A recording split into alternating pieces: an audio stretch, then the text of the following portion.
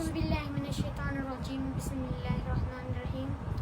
درنو قدرمنو مینوالو او خوږو ماشومانو، زه سالار ننګرهار مجلتیا د ستاسو په خدمت کې حاضر یم. د ټولو نه لږ زه تاسو ته نوې ډالۍ وړاندې کوم چې السلام علیکم ورحمة الله وبرکاتو.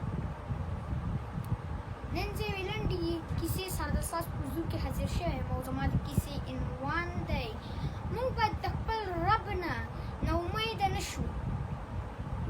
وایي چې یو باچا اعلان وکړو چې وایي ټول هغه غریبانان دې راشي زما دربار ته، په قطار دې ودرېږي، زه به هر هغه غریب سره کومک کوم.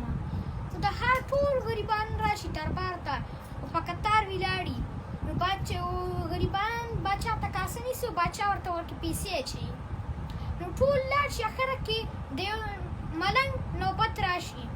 نو ملنګ ورته کاسه ونیسي. نو باچا صرف ملنګ ته وګوري او ملنګ ته هېڅ سم ورنه کړي. نو ټول ښاریان چې څومره مې هغه کورونو ته لاړ شي او ټول خوشحالي.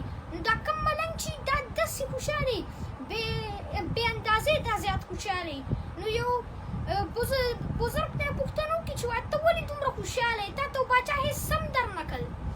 نو هغه ورته ویل که ده رانه کړل خدای پاک به یې راکوي.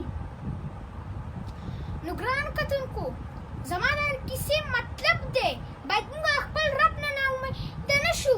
موږ باید د خپل رب نه وغواړو. که زموږ دعا قبوله نه شي نو یو نه یو ورځ به زموږ دعا قبلېږي. والسلام علیکم ورحمة الله وبرکاتو. د ستاسو ورور سالار ننګرهاری.